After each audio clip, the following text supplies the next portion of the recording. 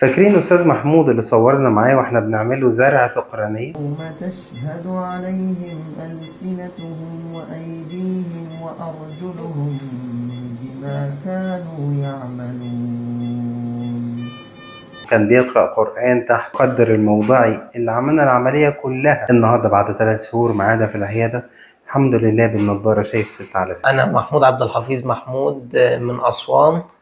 كان عندي قرنية مخروطية متقدمة، والدكتور هشام بفضل ربنا وثم بفضله قدرت أرجع لبصري بعد عملية زراعة قرنية كلية، والحمد لله الشكر ليه. مش هقدر أوفيه أصلا حقه. يعني أنا بشكرك يا دكتور هشام، وربنا يديك الصحة ويكرمك وتشوف ده كله في ميزان حسناتك يا رب العالمين. إيه الفرق ما بين الوضع قبل وبعد العملية؟ انا يا دكتور هشام ما كنتش بشوف اللي قاعد جنبي، ما كنتش بشوف ملامحه. دلوقتي ممكن اقدر اشوف ملامح المسافه ابعد توصل 5 و6 متر. احنا شايفين قد ايه النهارده؟ النهارده 6/6. الحمد لله الحمد لله، اللهم لك الحمد والشكر. والله ما قادر، والله ما عارف اقول لك كلمه، والله ما عارف اقول لك ولا اوفيك حقك. الحمد لله.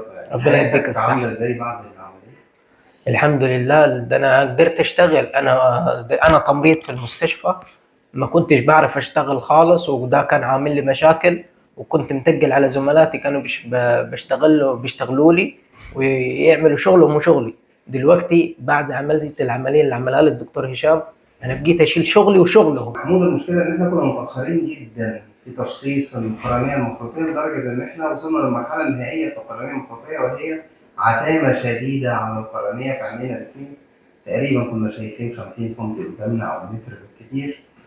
مع وجود العتمات الشديدة داخل القرنية، اختيار يكون زرع القرنية الكامل، لأن زرع الطبقية ما نقدرش إن إحنا تفيد المريض في هذه الظروف عند حدوث العتامة الكاملة على القرنية. بقالنا 3 شهور، النهارده بالنضارة، نضارة رفيعة قوي، شايفين الحمد لله 6/6. كرم كبير لله.